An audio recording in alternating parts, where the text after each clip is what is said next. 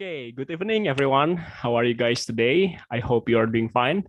And thank you very much for joining English Cup, English Pro Club fourth meeting. And before we get started, I'd like to say Eid Mubarak for you, even though I realize it is kinda too late.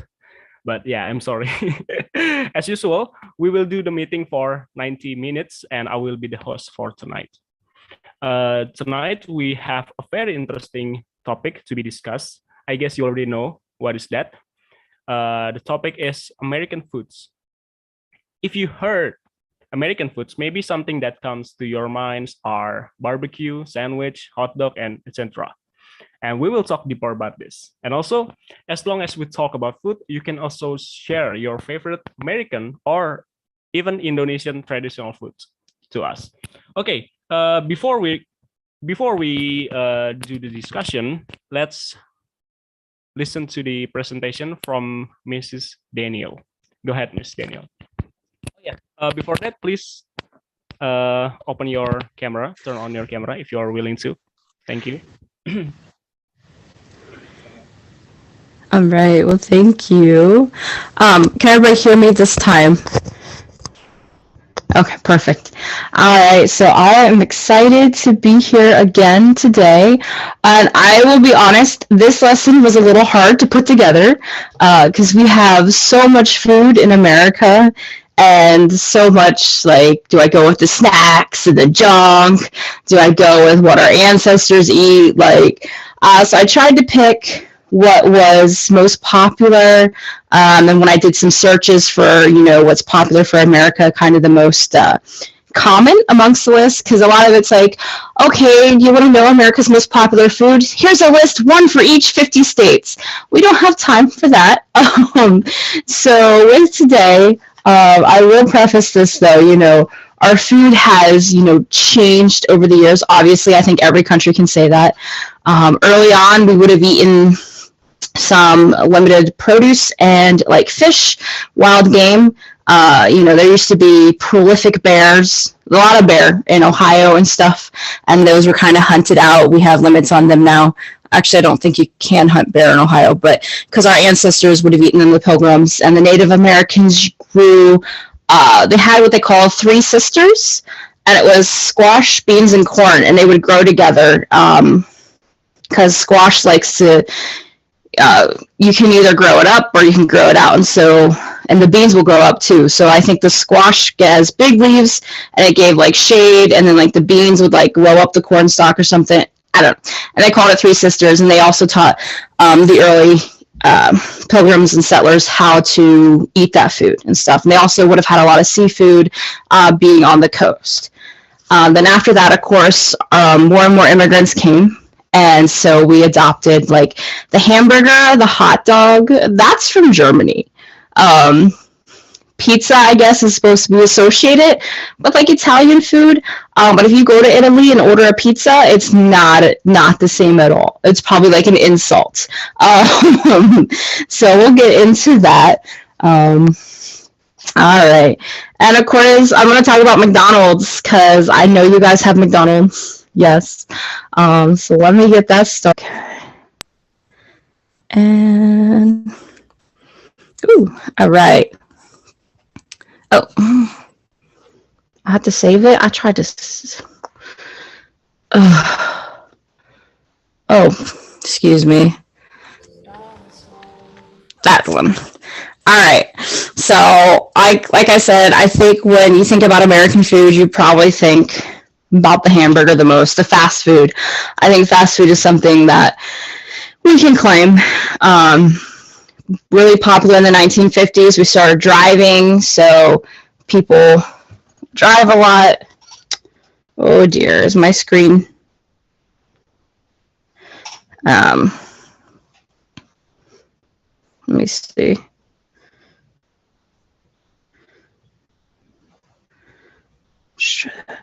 So people would drive a lot, and we were always in a hurry. There we go. And so the fast food was kind of created, and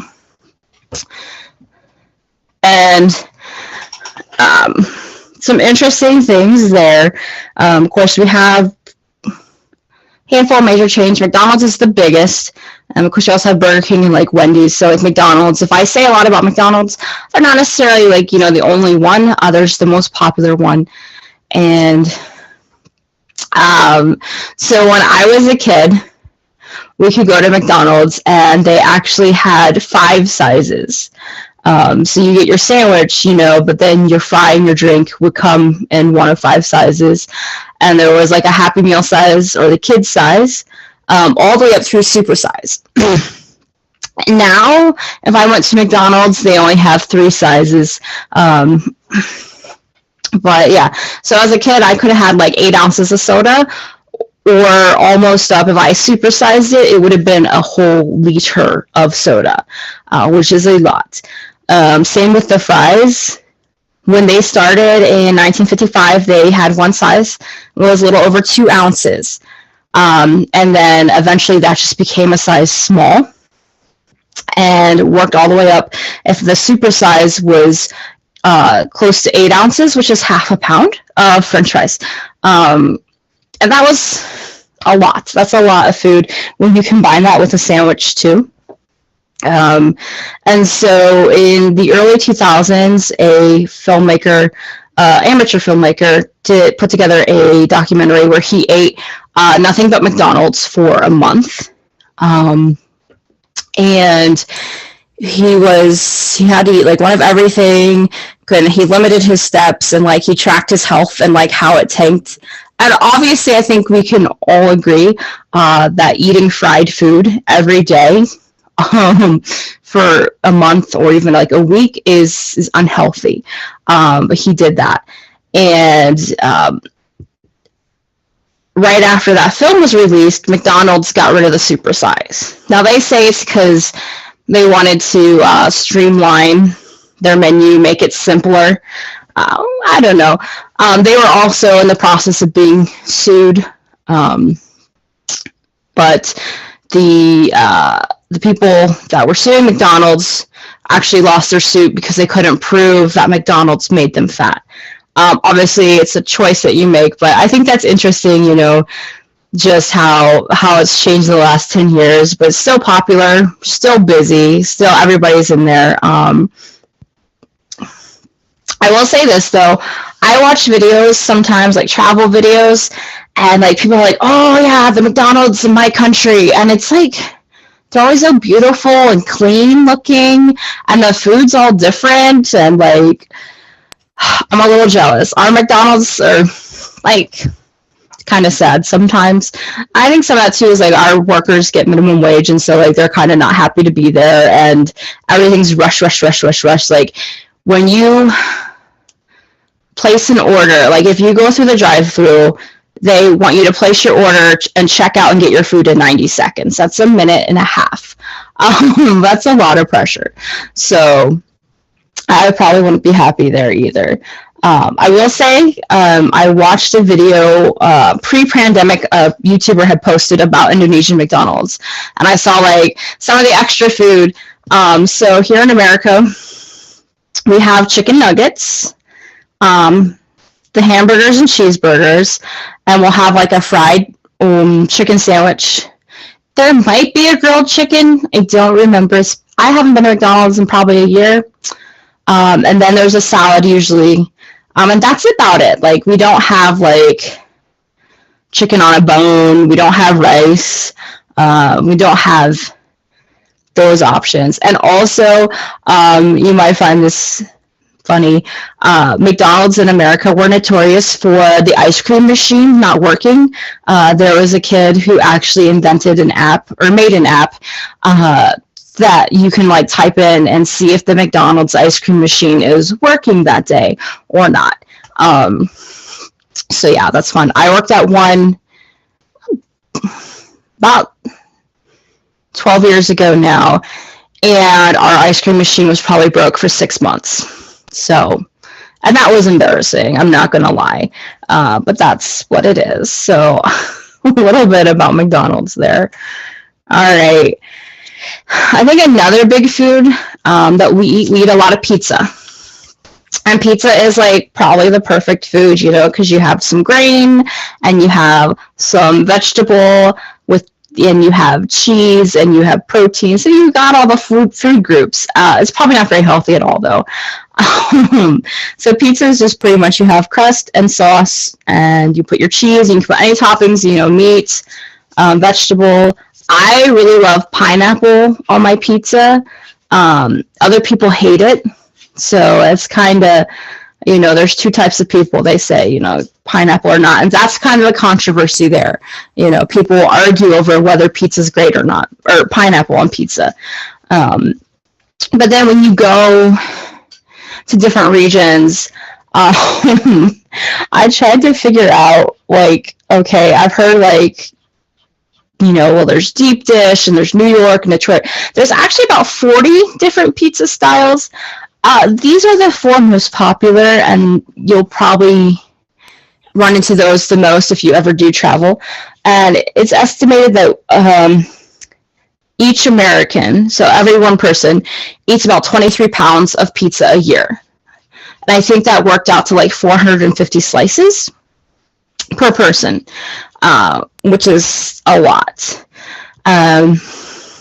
So with the different styles, you have the Chicago deep dish, and New York. And the pictures will load because, like, here we go. I think for me, New York is probably the most popular. It's the one you see a lot. If you watch any movies and they have pizza, it's going to be the New York. It's a big, wide piece. And, like, they call it a thin crust. I don't know. It's regular crust to me. And a lot of times they'll fold it in half because it's so big. It's so, I mean, that's the size of a plate right there. The Chicago deep dish is, they, like, the pie, it's more like a pie crust, like, in shape. And, you know, it comes up the sides.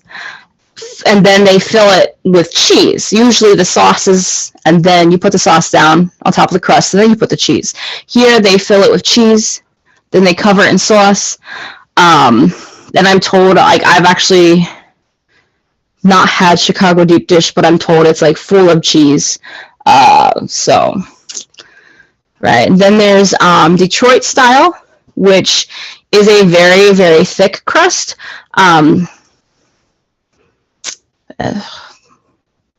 It's not dense, it's still airy, but it's like thick, and then it's like the cheese, and then they put the sauce on top, but like not as deep as they do with the Chicago, you know.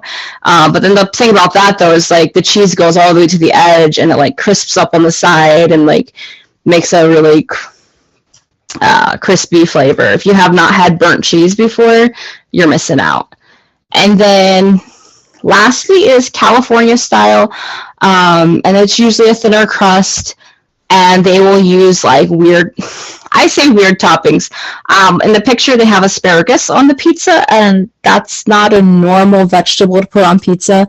They'll make like a pizza with sushi, they'll put artichoke, they'll put seafood, things that we don't normally put on pizza. Pizza, we usually have pepperoni, sausage, mushroom, onions, green peppers, along those lines. So the California gets more interesting with what they do.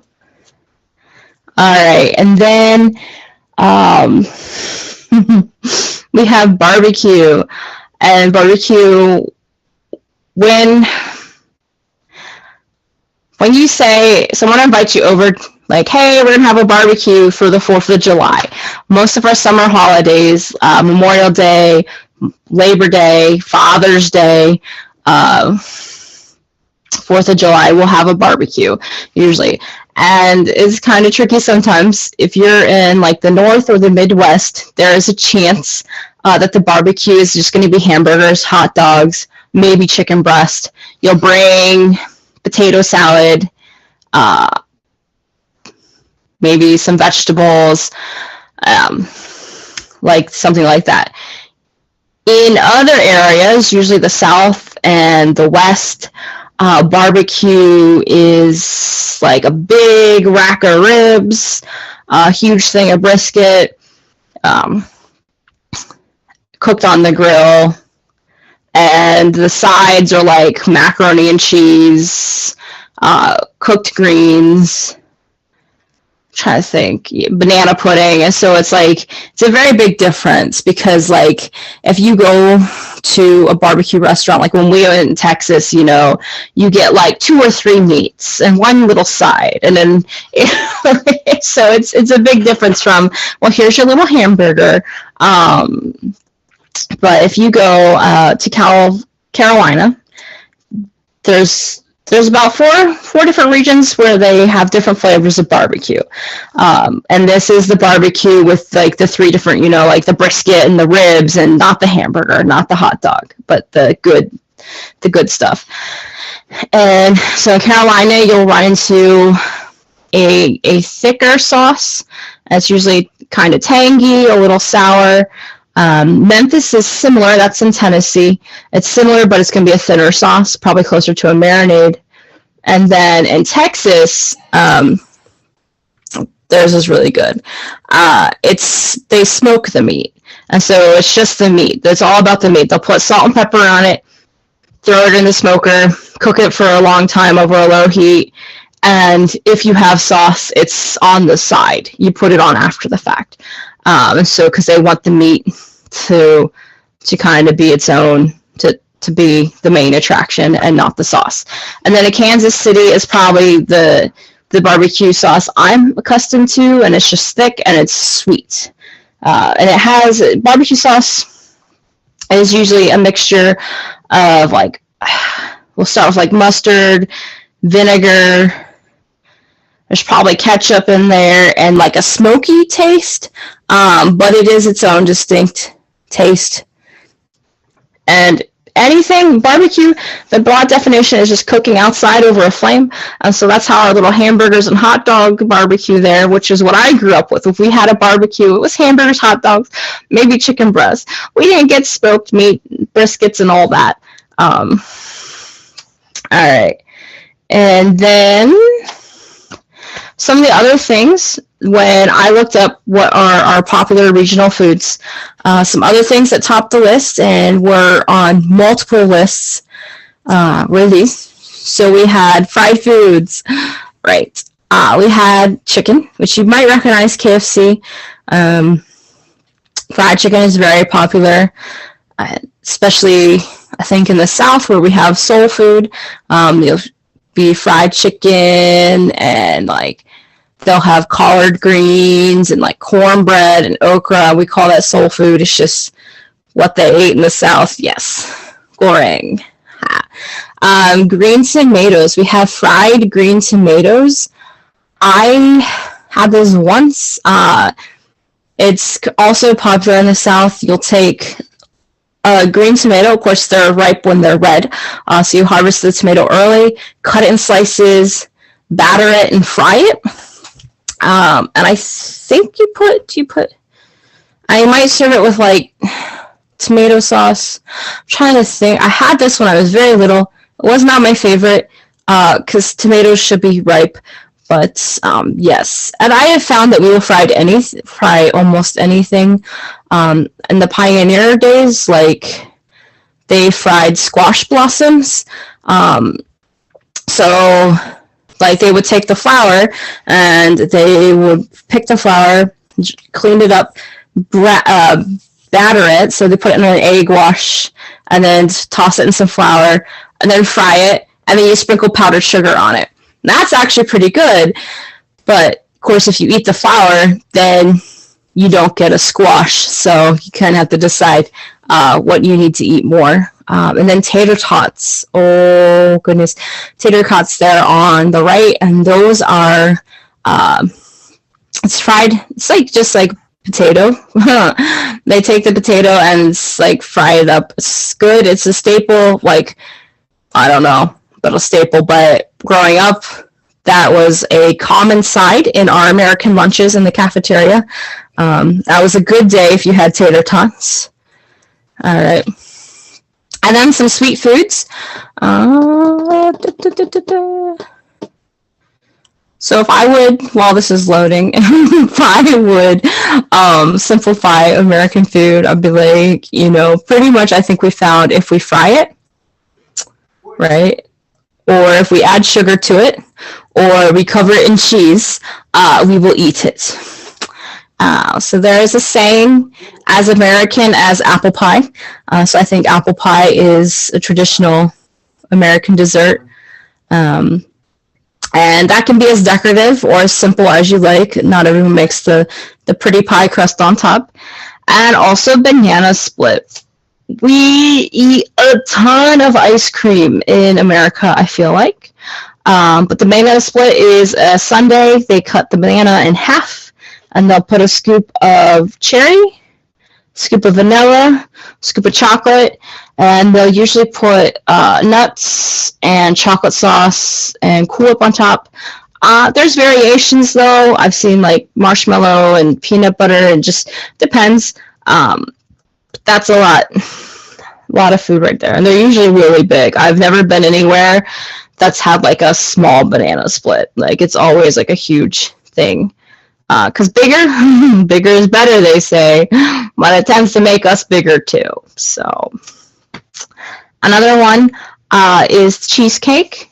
I know there are other countries that have cheesecake, and a lot of our food has been outsourced. Like obviously, like McDonald's is worldwide now, and like Japan, I've seen they have like jiggly cheesecakes that look really cool. But we have like a New York style cheesecake. And it's mainly just like the cream cheese, sugar, graham cracker crust. Like half the times you don't even have to cook it, how they have it set up. And then we have Twinkies, and they actually discontinued them here like 2019, I think, and people like petitioned them to bring them back. They're disgusting. I'm sorry. They say not to say that about people love them. I think they're gross. They're like sponge cake with a cream filling. I don't know. It's just not very good. And but they are popular here. So if you're here, you might try one if you want. And then s'mores. S'mores are very American, I think. When we have our barbecue and the grill is, still warm, you could take a marshmallow and heat it over the flame, and then you put it on with a piece of Hershey chocolate and a graham cracker, and it's called s'mores because you'll say they'll ask you if you want some more, and you're like, yeah, I'll have some s'mores. So that's how that got its name. But yeah, so I think about like almost every holiday in the summer where you have that fire going to cook over, the coals cool, and you have your s'mores. And that's just, I don't know, it's very nostalgic for us, and very traditional. And of course, in the bottom left, we have Oreos, invented here, and I think they're pretty worldwide. As well. But these are some of our traditional American foods, and obviously there's variations from region to region. And if you go online and type in like, traditional American foods or American foods by state, like there are lists of like, this state has this food, right? Like Colorado has Rocky Mountain oysters. Those are bull testicles, not oysters. I don't think I would eat them, right? And like where I come from in Ohio, most of the lists put this chili dish, but it's like they put spaghetti noodles and then they put chili on top, and like it was invented in Ohio and it hasn't really left Ohio, and so that's always on every list, and I'm like, I've never even had it, and I've lived in Ohio 20 years, but okay. But yeah, so if you were to look that up, you would see a lot.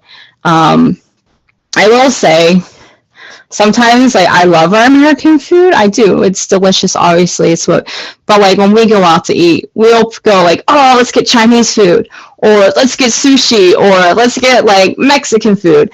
And so it's like, okay, now what? And granted, like we're eating versions of food like Chinese food is not like authentic because it's here in America and it's what they think we'll like, and it's usually fried and usually, a sweet sauce. Yes. That I'm trying to think here. Yeah. So that's food. My cat just laid down on my notes because they are waiting for their food. All right. I did make up. There are some common. Oh, I don't know what I'm going to talk about. But our food generally is not really healthy right now. I would be wary of that. A lot of things added into our food to make it shelf stable, and just obviously it is said that the average American will eat at McDonald's or eat at fast food 2 to 3 times a week. And so obviously there is a lot going on here. I would encourage you guys not to go to McDonald's 2 to 3 times a week.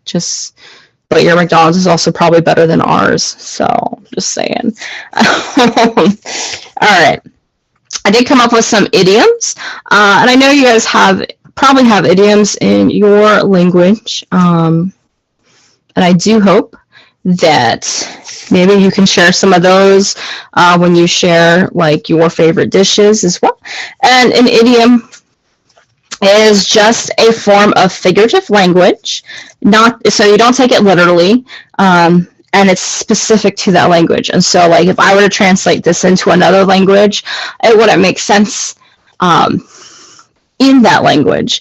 And that was actually kind of hard for me like to comprehend, since the idioms I've picked here have they're just very common parts of our language, and to hear them like, oh, I know exactly what they mean, just so to think to explain that to someone else is interesting. And I hope my screen loads.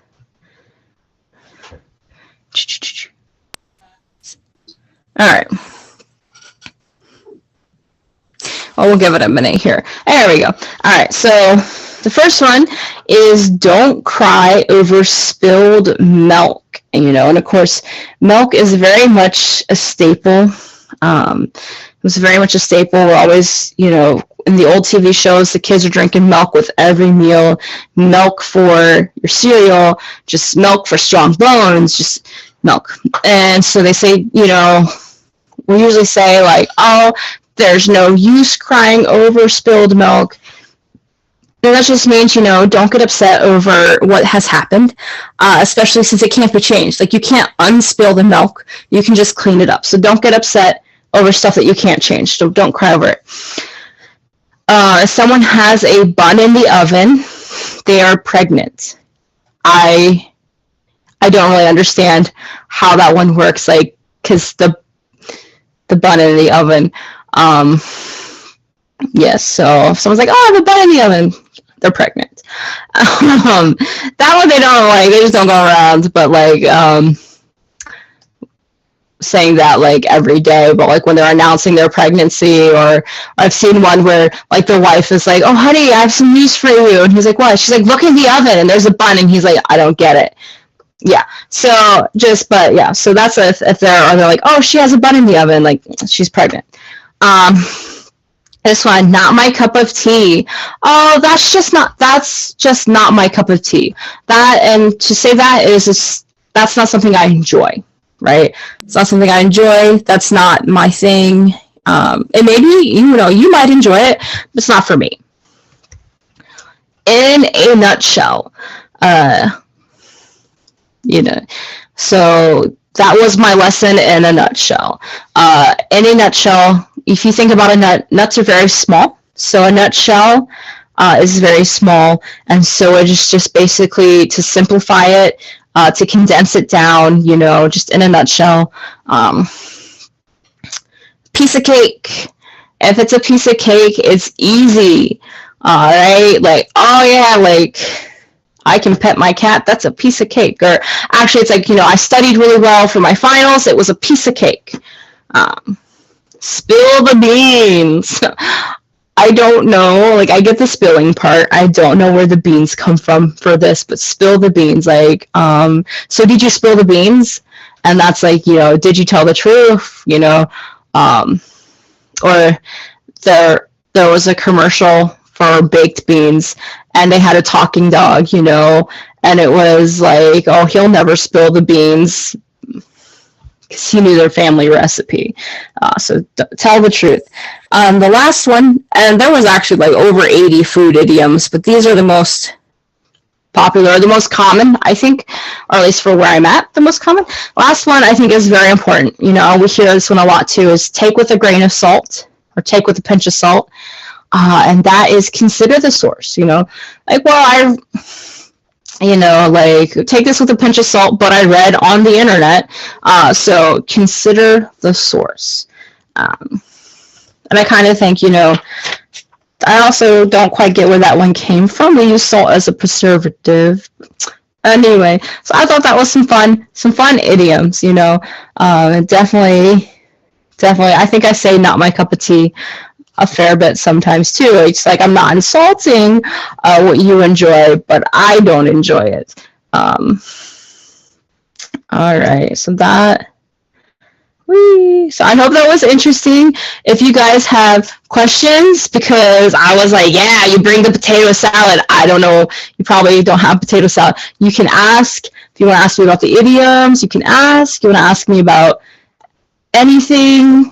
And then I want to hear all about your guys' favorite foods, American, Indonesian, or even some weird idioms, some idioms you might have. So yeah, like, oh my goodness, there are faces today. This is so beautiful. All right, I will open the floor. Okay, thank you, Miss Daniel. And I realize many of the American foods are popular in Indonesia. That's good to know, even though the price are mostly expensive in here. Some of the pizza price is enough to buy yourself foods for a week. And before we go any further, I want to ask a question for my fellow Indonesian here. This is related to the most popular conspiracy in the world. Has anyone here ever been to the McDonald's for ice cream and they said the machine was broken? Pernah nggak sih teman-teman di sini datang ke MCD gitu, McDonald's, untuk beli es krim dan mesinnya rusak? Have you? Can you share it to us? Because I think most of the MCD in Indonesia has no broken ice cream machine. Finding an ice cream in Indonesia, McDonald's, is a piece of cake. Okay, none of you. Okay, guys.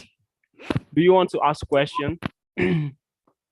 Or maybe you want to share what is your favorite food?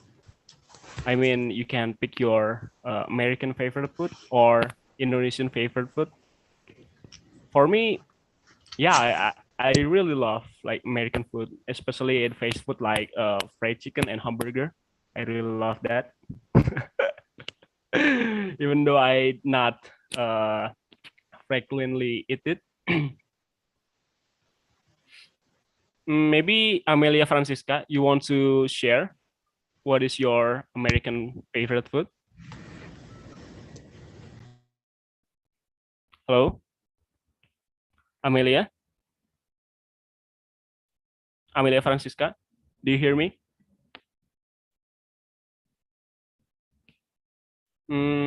How about Audrey Fitria?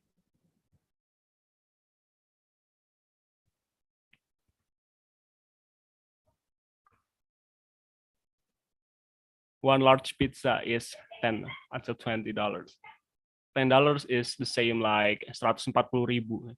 140.000 cukup untuk makan satu minggu atau sekitar 5 hari untuk sendiri.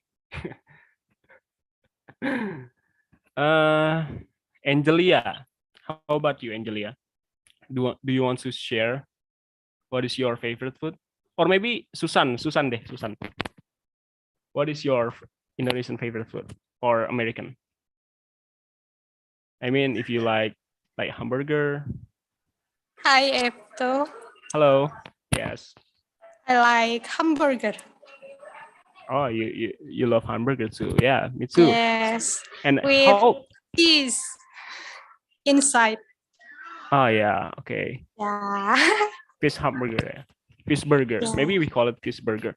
Burger. Mm. Yeah, yeah. What about your Indonesian traditional food? Indonesian favorite food. You know, pecel. Pecel? Pecel. Which pecel? Pecel ayam, With pecel lele, pecel pecel. pecel Pecel Jawa. Jawa. Oh, pecel Jawa. Apa tuh? Japanese Japanese pecel ya. pecel. Oke. Original Japanese pecel Oh with yeah. vegetable and apa?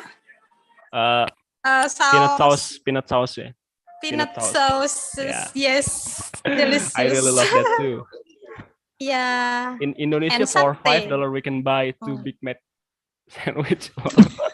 Yeah, that's true. I already discussed it with Miss Daniel a few weeks ago. That's like the 90s. Yeah, you know, American food is expensive in our country. That's why we most of us prefer our traditional one. Have you ever heard about nasi kentut, guys? Nasi kentut is the traditional food from Medan, North Sumatra. Apakah di sini ada yang dari Medan? Pernah nyobain nggak nasi kentut? Have you ever tried it before?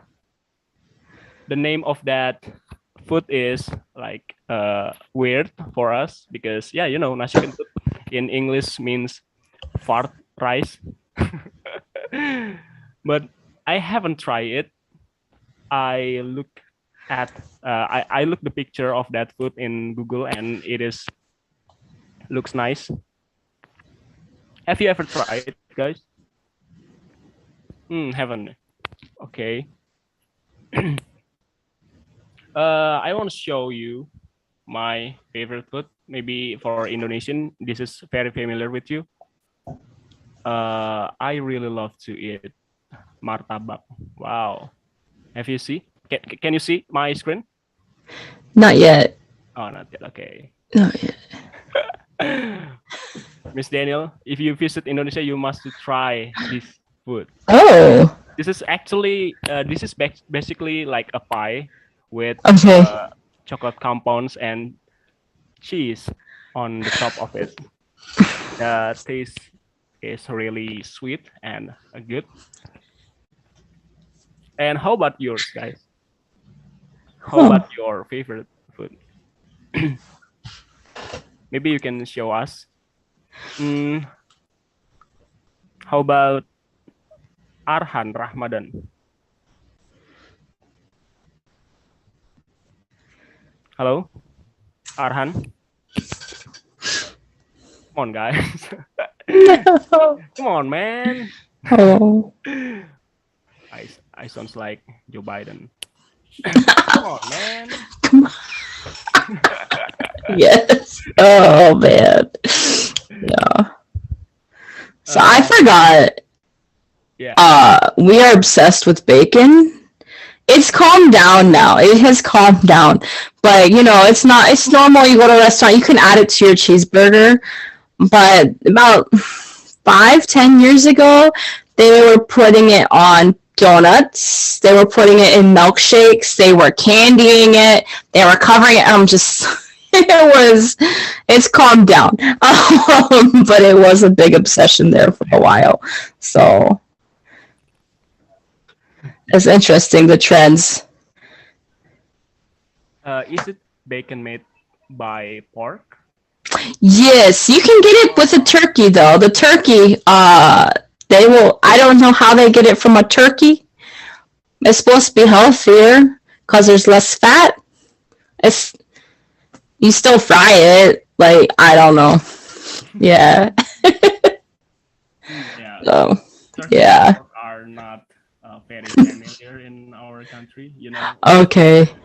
Rare. I understand, like, pork wouldn't be. I didn't know about turkey. Are they just, like, not natural to, well, your climate, yeah. Yeah. Yeah. How about Aprilia Murfico? It is okay if you cannot say it in English.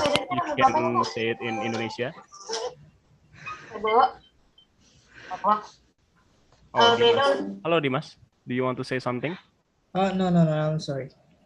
Okay, what about you, Dimas? What is your favorite American food or Indonesian food? American food, I really like burgers, pizza. Actually, all of American food, I really like it, but it's not. Maybe if you want to talk, the something that is surprising me is not about food. Maybe I just want this moment. Maybe 30 minutes ago, I just searched about minimum wage in USA. Talk about $7 each hour, but in Indonesia it's $300, not each hour, but each month. Yeah. Ooh. Wow. Actually, it's really little. Yeah. Yeah. For life costs in USA, it's about maybe $3,000 each month. It's say like that in Google, but in Indonesia you just need $200 or more for living costs. Oh, wow. It's really expensive for living in USA. It is. And a lot of that too is we did a big pressure, everyone go to college, and the loans, like college,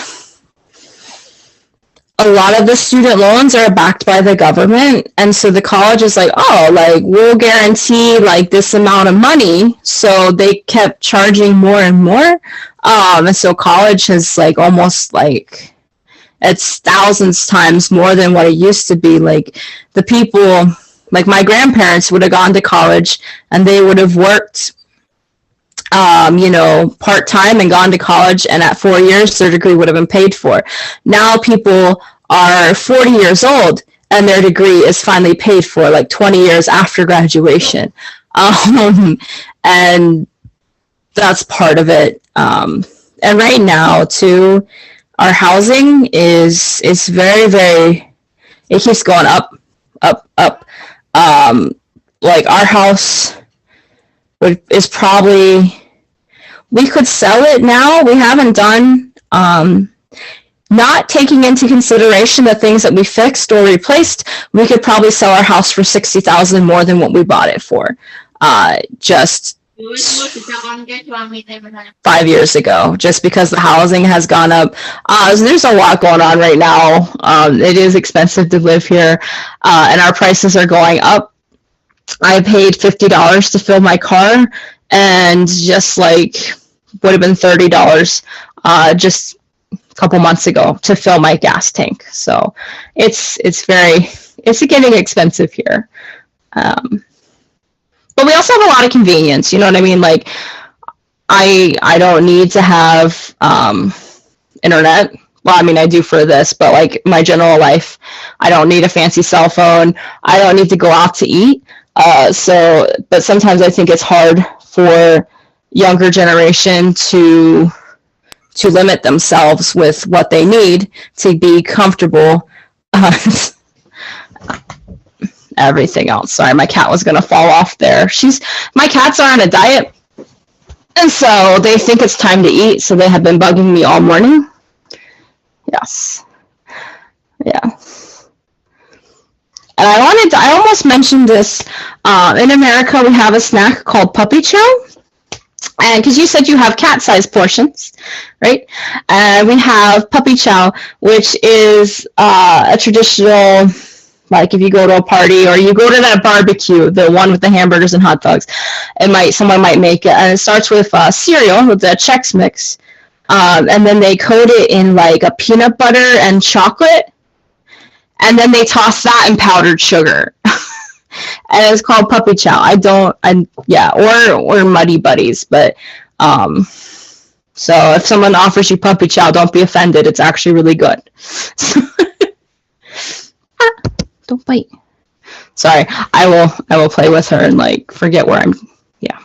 So let's see. Yeah, but minimum wage and varies from state to state too. So like my state, it's like $7.50. California is closer. I think they're at 12 now. Don't quote me on that because when I lived there, it was 10. And it changes every year. where I live, we're close to the border, and so like I could easily get a job, in that state, and I think it's the one city. Their minimum wage is 15, and so as a result, our minimum wage is still 7.25, but people have been going there to work. And so the employers here are like, oh, like we need to offer better pay. So a lot of places will pay you $10 to $12, $15 to start now to compete with that state next door, and or just to compete with the other employers. I had a job, I was making 10. It was a pretty easy job, but I was making 10, and which was still better than the minimum wage. And they couldn't get anyone to fill the position. They just needed someone to drive a van. They couldn't get anyone. And so they finally were like, okay, well, everyone's making 12 now to compete with this other company in town. And so that's kind of a nice, it's fun to watch that, just like, okay, we'll compete. But it all depends on how much you value employees and how much you need them. Yeah. So tell me, do you guys have any idioms in Indonesian?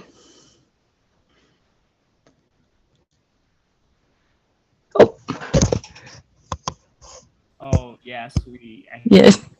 Yeah, we have many idioms in Indonesia. Yeah. Like what? maybe it's idiom in USA too, like no gain without pain. yeah. Like what is that? Bersakit-sakit dahulu, berenang-renang kemudian. Maybe it is have the same meaning with no pain, no gain. Okay.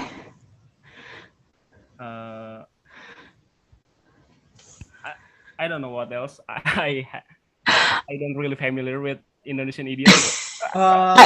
Home sweet home. Yeah, home sweet home. Rumahku istana. Oh. Yeah. Or maybe gulung tikar. It means that you are bankrupt. Oh. Your business are broken. Okay. Or sometimes I hear Indonesia we say that hitam di atas putih, but maybe we can translate it in black and white. Black and white. It means that something formal, something official. Oh, okay. And then right hand, tangan kanan. It means that what is that? Your assistant. Orang pelit rezekinya sempit. Stingy person will have narrow blessing. Yeah.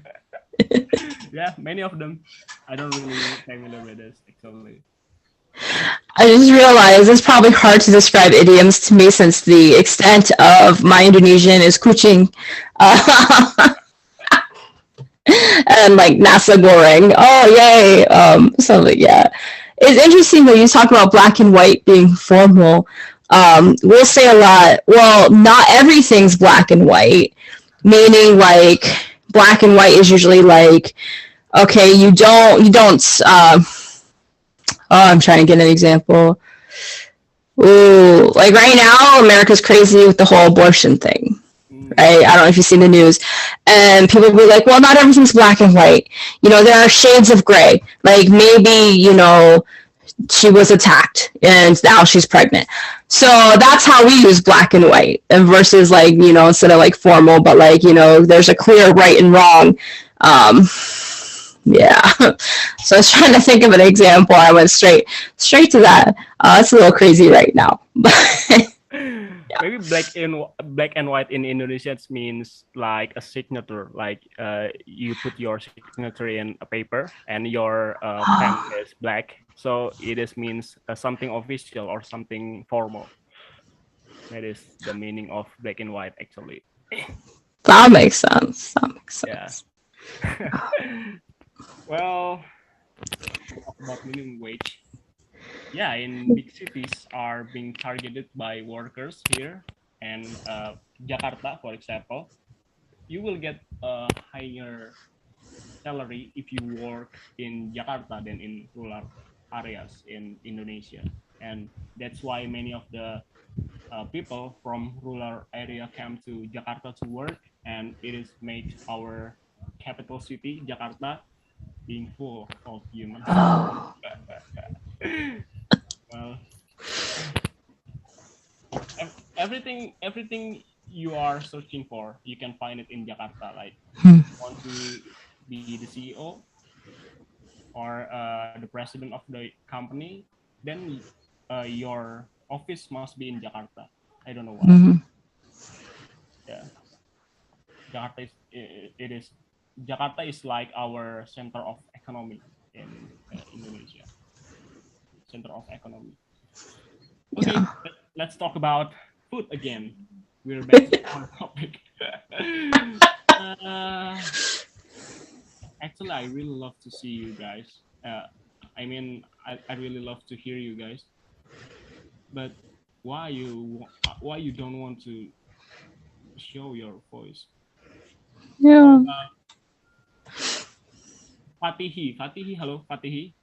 You are turn on your microphone. Maybe you want to say something. Fatihi, hello. Can you hear me? Or Dewi Rahmaningrum. Hello, Dewi.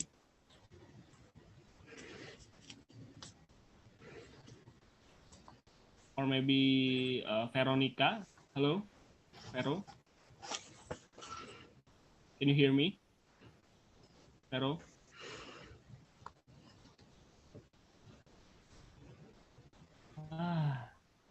Okay, no answer. What the others? Do you want to ask something to Miss Daniel? Because we have like plenty of time to discuss about this. I was like, surely they'll want to talk about food. Everybody loves food. I think so, but I don't know why. Maybe you can still turn on your microphone and say it in Bahasa Indonesia. I mean, if you cannot say it in English, it is okay. I will translate it. Can I ask something? Yes, Nanda Vito. Miss Daniel, do you prefer Chicago deep dish pizza or New York thin crust pizza? I definitely prefer, well, I guess I shouldn't say I prefer. I have actually never had the Chicago. New York is pretty much what I get in my area, and I don't think I would like the Chicago just because I don't like a lot of tomato sauce. So New York is probably going to be my favorite. Yeah. What do you like? Oh, yes. So typically I'll do like pepperoni and mushroom. Another one, I'll do like bacon and pineapple. What? So yeah. Pineapple? Yeah, pineapple on pizza is good. Bro. It's good. But I do barbecue sauce. When I do, okay, so get the barbecue sauce instead of tomato sauce and then do bacon and pineapple. Yes. Yes. Yes. Is pineapple belong to pizza? I say yes, obviously, but I know people that say no. So It is like a debatable thing, right? yes, yes. And I have never heard about the pineapple pizza. It is the food from Hawaii, if I'm not mistaken. Right. Well, pineapples are from Hawaii, so we call it Hawaiian pizza. Like if you go and you order Hawaiian pizza, it'll have Canadian bacon, which is just ham. It's like a thicker piece of ham. They call it Canadian bacon. I don't know. It's not bacon. Okay. And then pineapple. And then cheese. So I modify it because I don't like ham or tomato sauce. But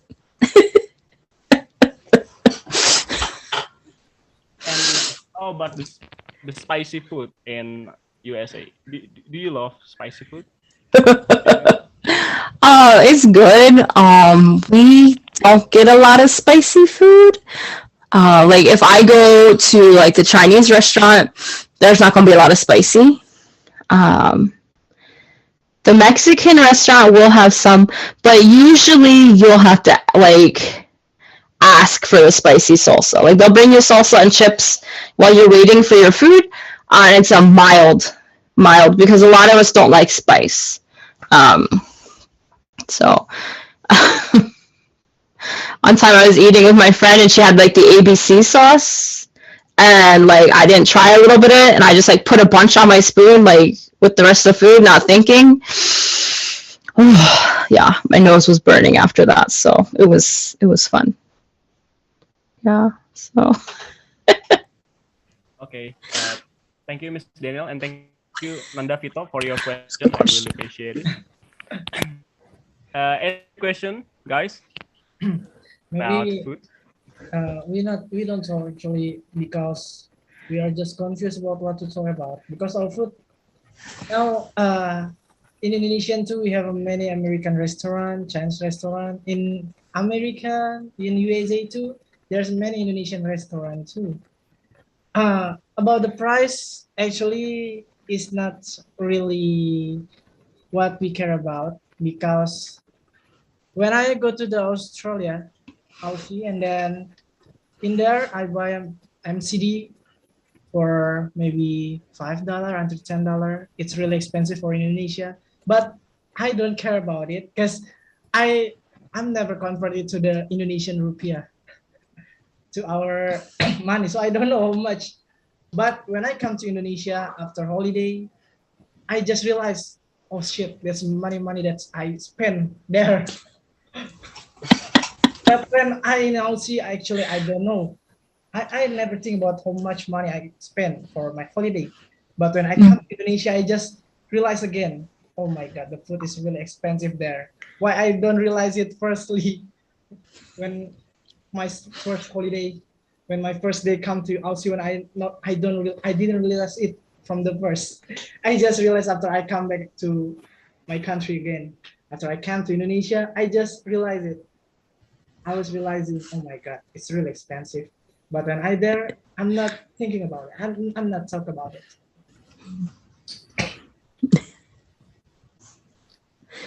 Well, yeah, our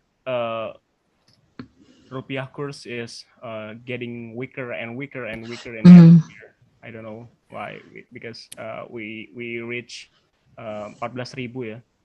14,000.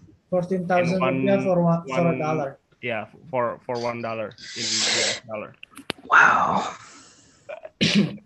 Like I found Indonesian restaurant in Aussie and in Singapore.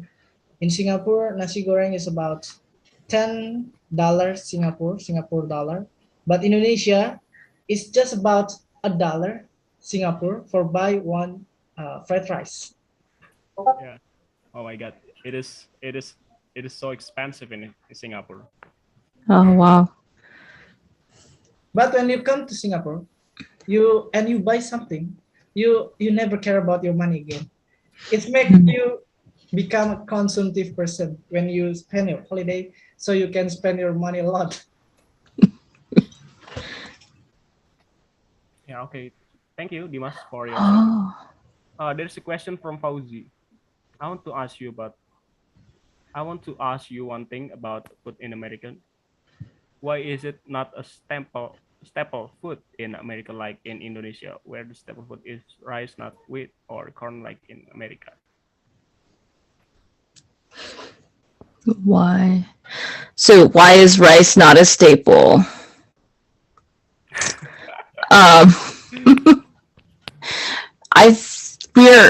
Rice was not something we would grow. We don't have the climate for it, so we'd have to import it. I love rice, actually. I probably cook it wrong. I'm sorry. I love it. But our staple is the wheat.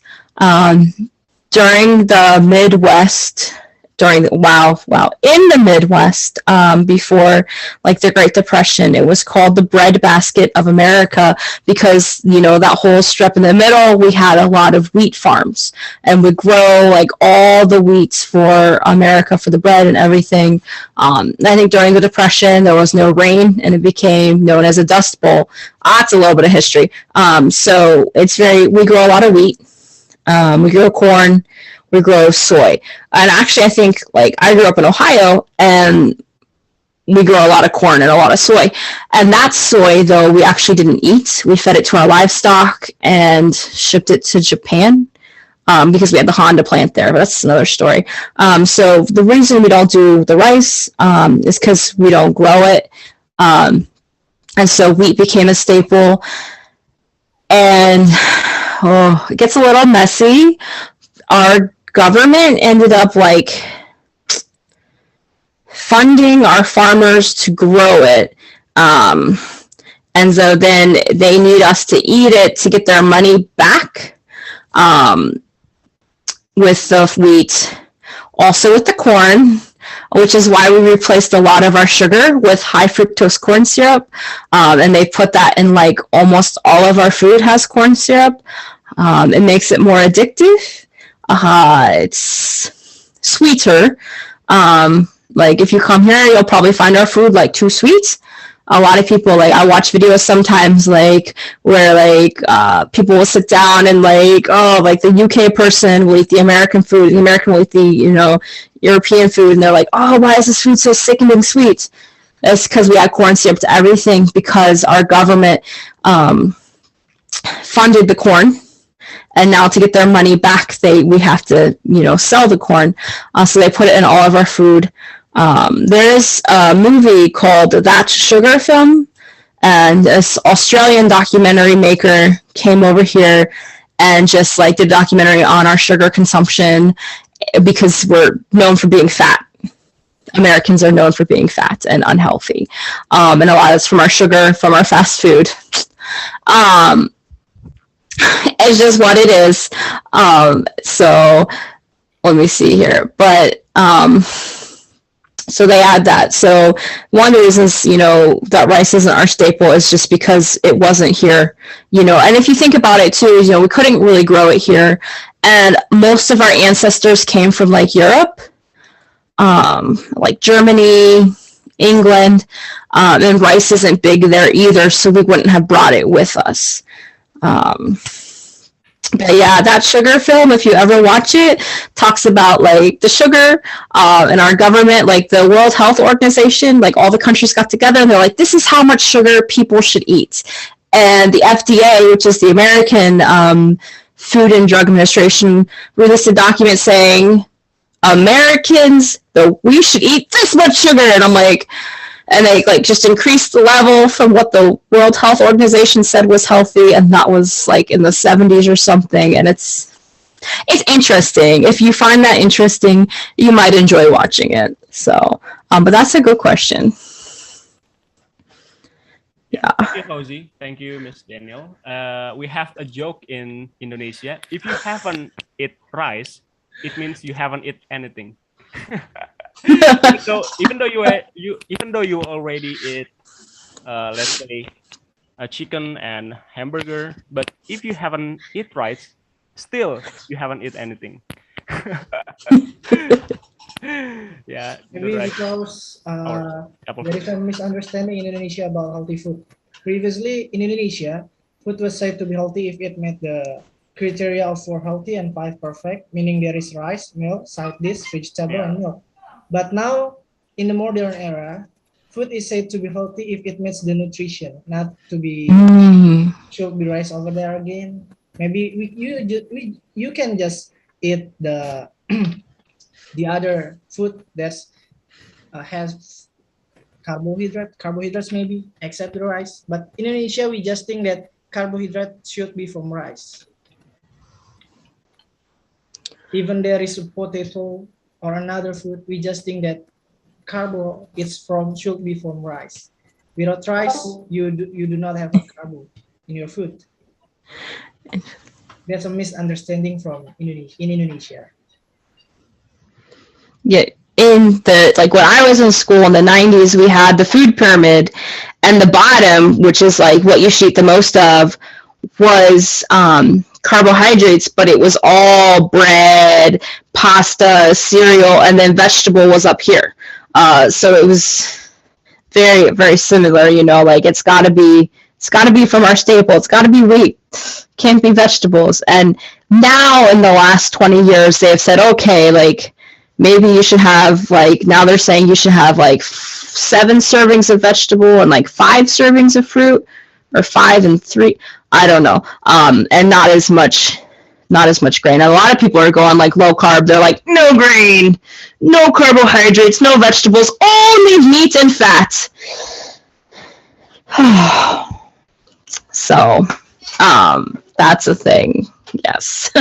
But in fact, our citizens are ignorant the nutrition of the food, and that's why, our Indonesians are most likely unhealthy. But I mean, okay, never mind. It is sensitive to say. It is too sensitive to say. Okay. Thank you, Dimas.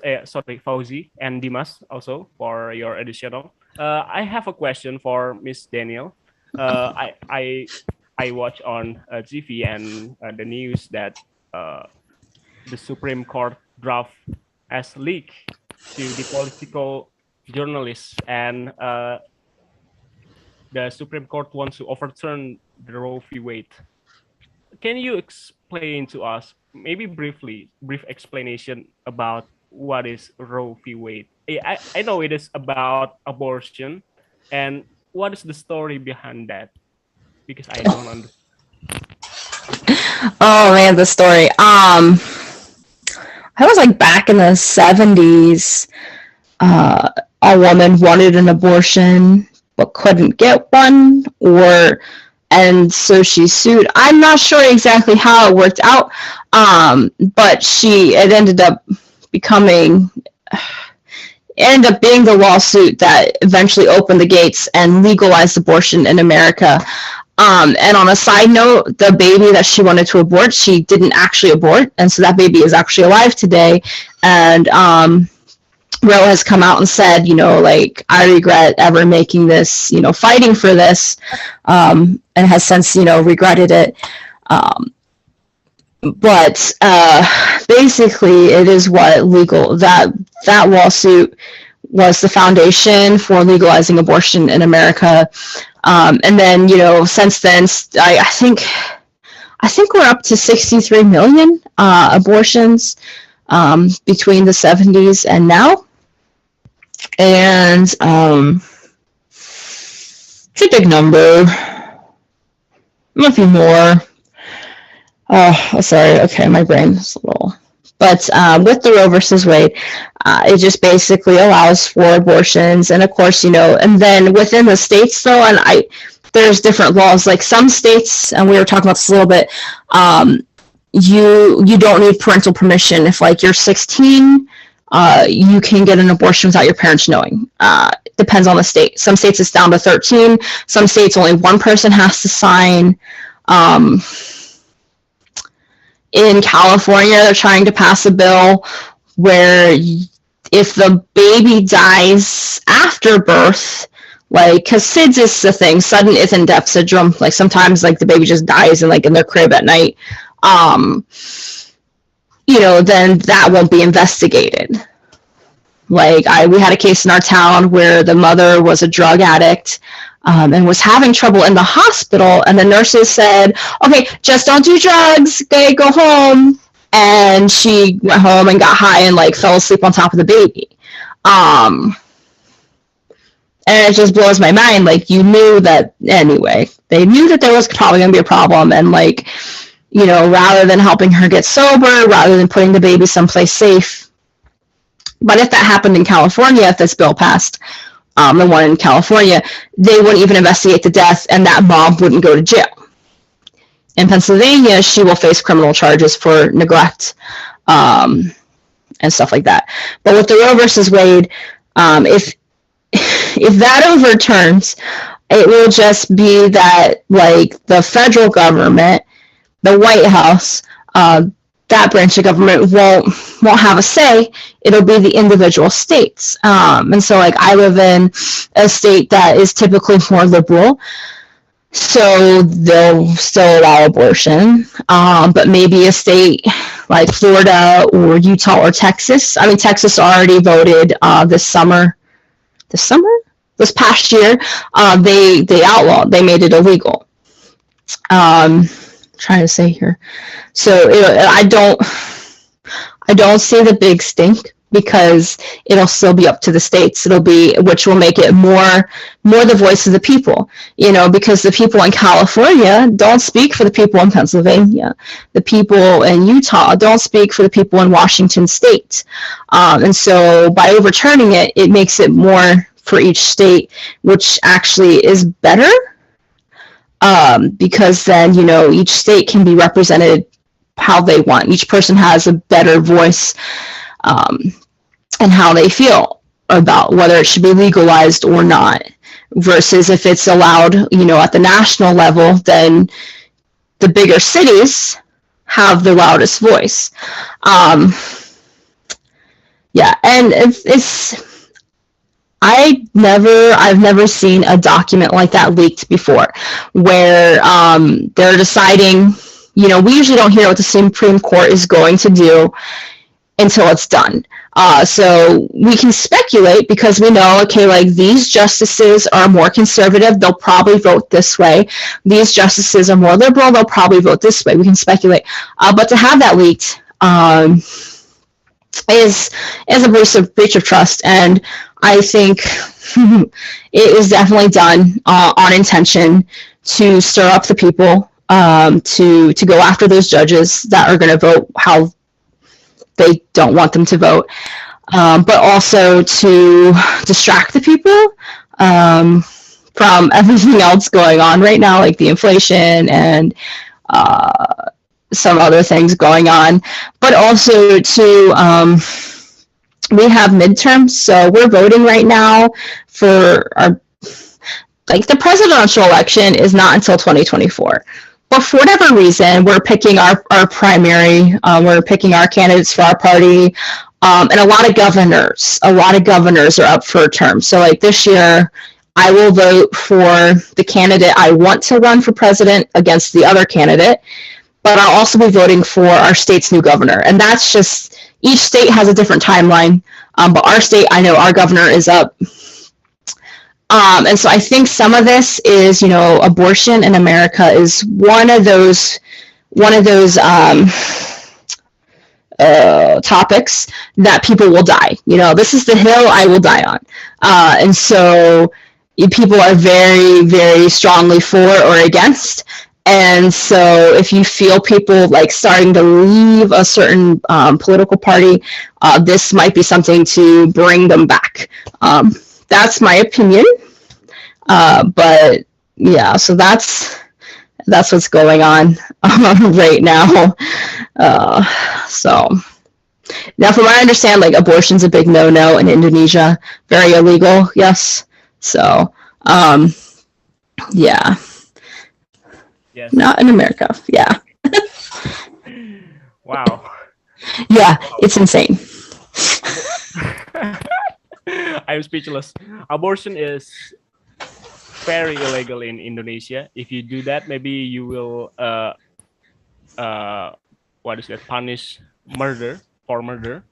And we banned abortion since long ago, and we think that life begins at conception, and that's why we ban it. And I don't know, maybe most of the Indonesian citizens are like conservative, social conservative, or what is that? We are not too liberal in here. The fact that U.S. legalized the abortion is make me what is that, mind blowing. Right. Wow. Are you pro-choice or pro-life, Miss Daniel? I will answer that. First, now, does everybody in Indonesia, like the general conception, the consensus, like the vast majority, they believe life begins at conception? Okay, wow. So I am pro-life. Obviously, I believe life begins at conception. That's my thing. for whatever reason, in our, we have, it's messed up here. So we have states that have, outlawed abortion after like 2 months. Like, you can have an abortion before your second trimester. You have to get it in the first trimester, because they say there's no heartbeat, there's no brain waves, there's no life. But then we have states that are like, New York was trying to pass up until, the day you deliver, well, this is going to be a hardship for the mother. And one of the sad things, because I am on social media sometimes, is so many people that are like, well, no, it's not a life, it's a clump of cells. It's a fetus. A fetus literally just means infant, but like, okay. So just the denial of the fact that it's life, or guys will be like, well, what about when, I spill some of my stuff on the ground? I don't really want to use the actual terms, but like, people think that like,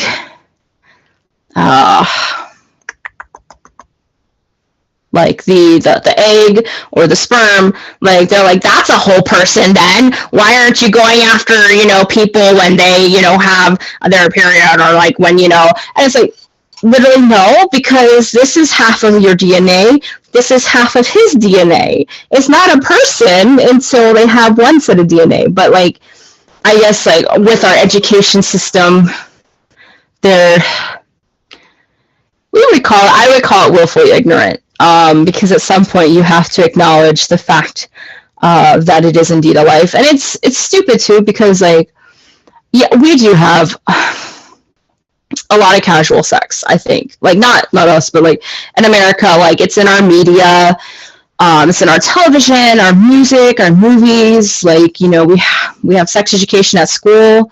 I think about 8th grade.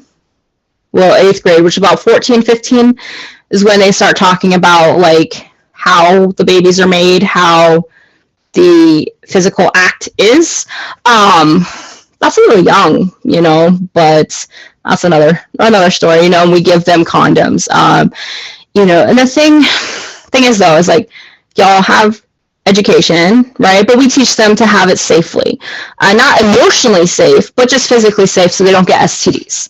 And that's kind of a thing there, but, and people, and we have access to birth control.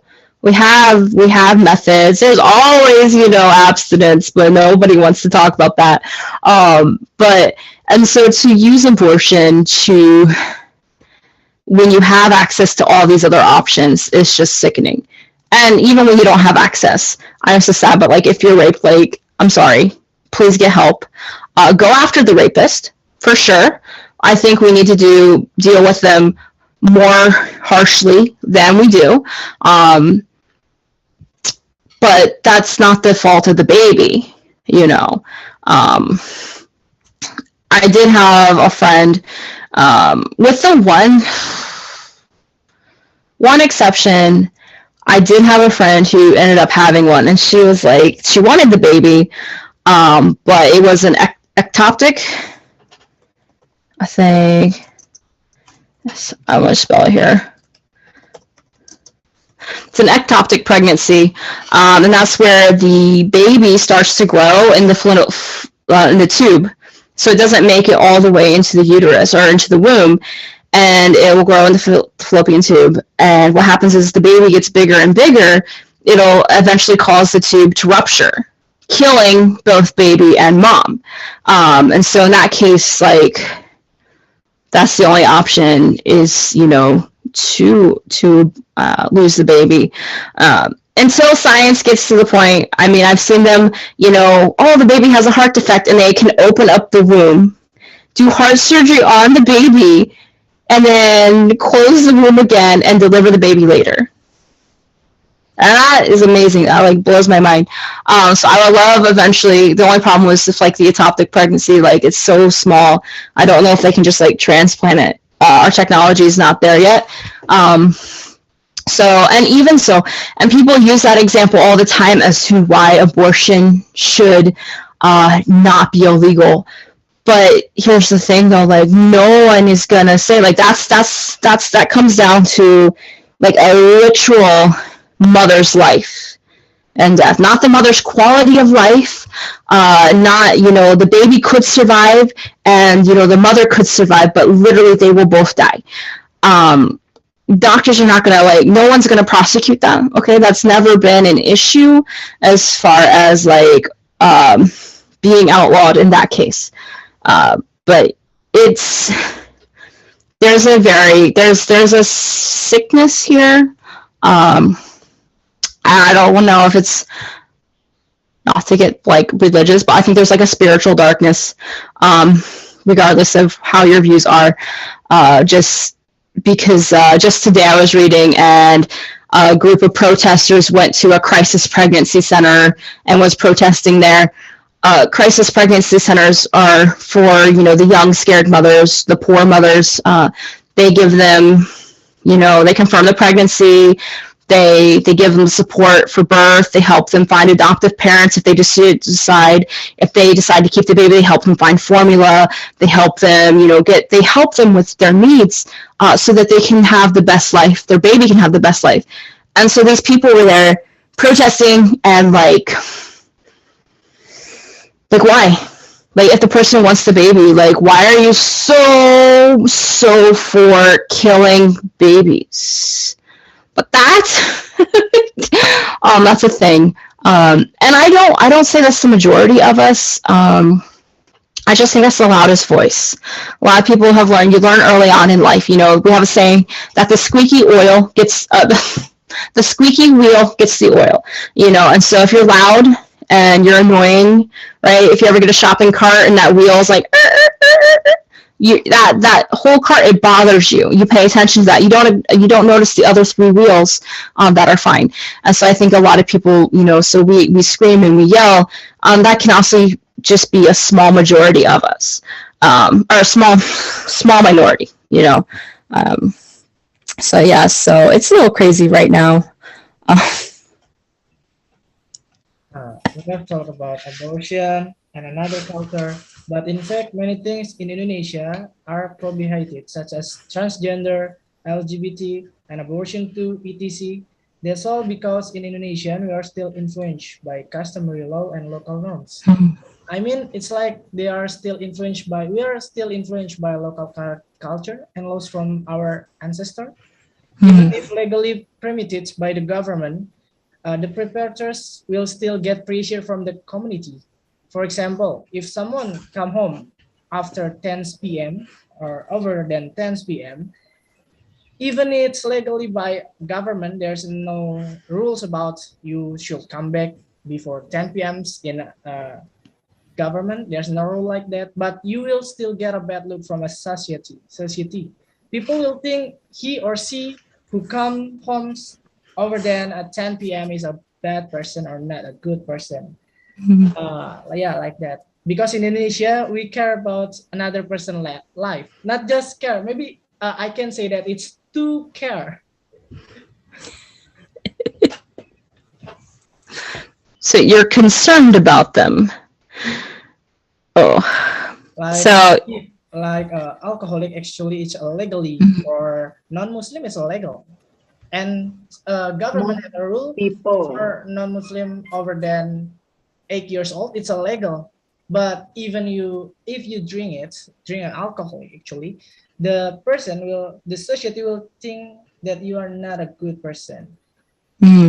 Yeah, you play, or maybe like a girl come to her home with a boyfriend, and if in America, maybe, yeah, it's her life, we don't care about her. But in Indonesia, when a girl bring her boyfriend to her home, and that society will think he's not a good girl, you don't play with her, and then all of society, all of community in her home will pressure her because her age, yeah, like that. Even there is no rule from the government, maybe we have a rule that unrighted from in the society like that. Some unwritten rules. Yeah. Unwritten rules, right? Our traditional values are still very strong. We are a democratic, theocratic country. What do you expect it from that? But I love my country because yeah, I am a conservative. Okay, I want to share the attendance link. Here you go. You can fill in the attendance. And I give you 5 minutes, only 5 minutes, remember. So please fill it now. Because before I close this meeting, I will close this attendance link. Because I don't know, last meeting we have at least 100 students who came to our meeting. But when I check the attendance link, there are 150 students that fill in the attendance. I don't know why. I don't know who's cheating, but I want to anticipate that so that I only give you 5 minutes now. Oh. Okay, please fill it now.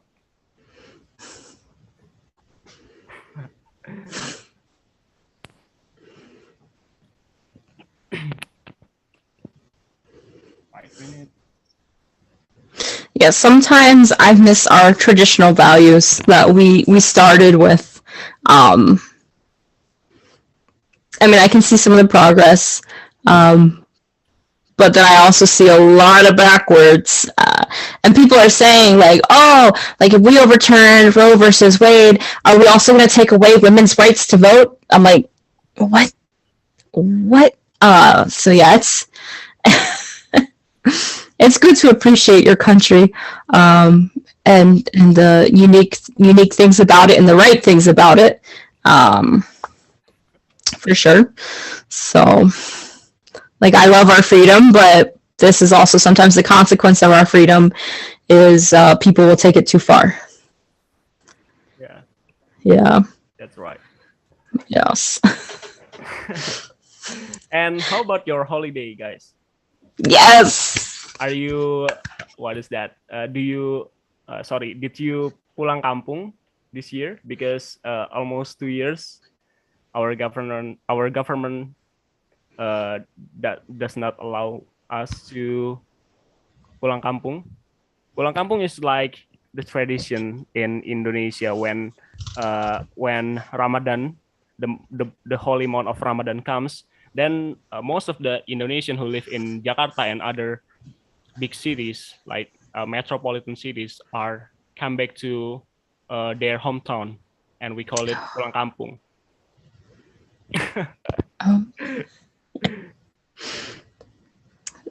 So like Jakarta's empty then.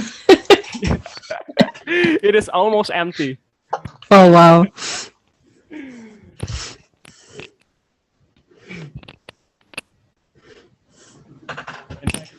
Most of the people who live in Jakarta aren't native Jakartans. Mostly they are came from another rural area. So they are coming to another island. Yes, to another islands maybe because we have 5 what is that, huge islands: Java, Borneo, Sulawesi, Papua, and Sumatra. Yeah, we are divided into 5 major islands. No. Okay, 2 minutes. 2 minutes remaining for you to answer. Mrs. What is that? Miss Danielle, actually, I want to tell you, maybe probably why most of the Zoom participants here are afraid to talk. It's not about because we don't know what we want to talk about, but more because we are just afraid that if another person maybe, if we say something wrong, it will be seen as bad. It will be seen as bad thing. Mm. Indonesian is like that. When you say something wrong, so another person will not like you because of that. So you're unlike it. Yes, what I tell you, Miss Daniel, we if you insult people, then the people can what is that, report you to the cops, to police, and you can be imprisoned. So, like, if you're getting reported over a cheeseburger, I have a problem here. So, But guys, I need to tell you also, this is a free space. You can say anything as long as it is not what is that to insult. You can say anything as long as it is not what is that racist But and that's why Indonesians are really afraid to have an opinion. It's because of fear of other people's view. We actually not just care about our point of view, but we more care about another person's point of view.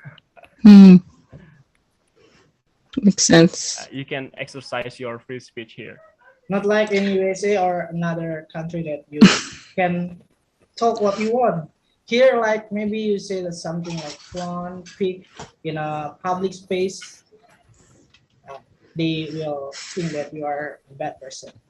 And Hmm. not just in their mind, but they realize it to you. You'll feel that you are a bad person because you ate your egg. I see that. Okay, thank you very much, guys, Ooh. for the meeting. It is already 9:39, and I think it is enough for tonight. I will close the attendance link, and thank you very much for joining with us. I really love to see you again in the next meeting, and I hope you will be more, what is that? Will be more interactive. You will can discuss with us together, like Dimas and the other students here.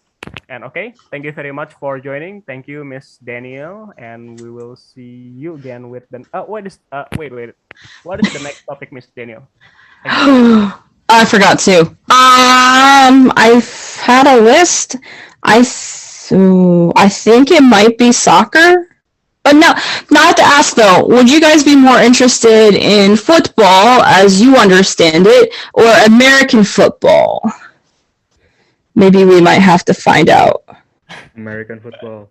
American football? Okay. So I'm working on a guest speaker for that. I have one or two people lined up depending on job schedules. So I think we will do American football, maybe basketball too, depending. So sounds good. Sounds good. All right. How about being more daring to have an opinion for the next topic? Because it's will not effective if you not change our mindset first. Mindset, because Indonesian mindset is afraid to give an opinion because we scare for from another person point of view. Can we just make other our next meeting topic is about how about being more daring to have an opinion there, being more Love. to have an opinion, because you should change our mindset first so we can be there to give our opinion. Hmm. Because like this it will be just like brother Efto who talk always and never just silent, because our mindset is still scared to give our opinion. Right. And I sometimes. Oh, talk, sorry. we still scared to talk maybe. Sometimes I feel like if you can't talk about food or something non-controversial, how are you going to feel comfortable to talk about like something that might hurt, like abortion, right? Like I'm very. If I know I can reason with you and I can talk to you and have a conversation, like maybe you're pro-choice. Okay, I can talk to you and explain myself. But like if you're like unhinged pro-choice, I'm not gonna waste my time because like I can't persuade you, right? So but I do see what you're saying, like trying to find a way to get people to be more comfortable, to be more daring, as you would say, to share. Or you may just give us a game first before we start a conversation, and when the meeting become a creepy or become weird again, you can give a game again, because it's effective in another meeting always like that.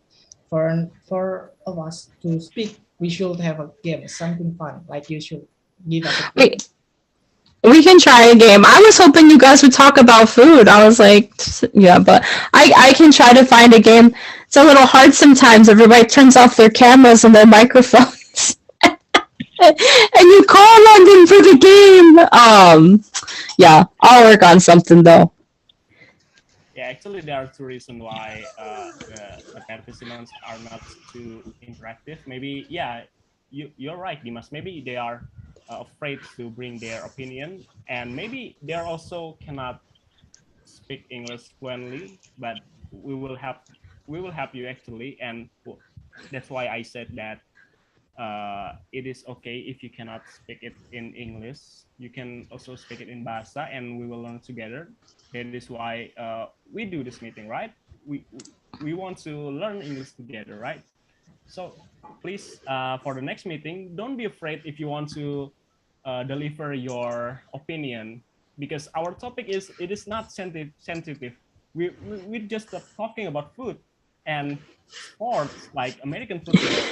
We're not discuss about religion. We will not discuss about race and something that something sensitive. So please don't be afraid to deliver your opinion. And if you cannot speak English fluently, it is okay to mix it in Bahasa Indonesia. And I believe Miss Daniel also will understand that, because I will help her to translate it. So please, in the next meeting, I want you please to be interactive, to be more interactive, because I would love to see you guys to discuss together. Okay, thank you very much. I think it is enough for tonight's meeting, and I will close the attendance link. Okay, thank you very much, guys, and see you in the next 2 weeks. Right. Thank you. Bye. Thank Thank you for Kak. coming. Thank you, Kak Vito. Thank you, Kak. Thank you. Thank you. Mhm. Oh wow. Game from Kahoot. Yeah, it is interesting too. Thank you, Oh. Mr. Ellie. God bless. Oh, God bless. Thank- Thank you. thank you, Demas. I know. With Kahoot, though, I was like, if you have more than 100 people, you need to pay. And I was like, I do. Oh. I have some ideas, though. I have some. Yeah. All right. All right. Okay. Well, thank you. Meeting, everyone. Thank you very much. Good night. Night. Good morning, Miss Daniel. Thank you. Yes. I think it's about time to feed these cats. They're an hour past breakfast. Okay. Oops. All right.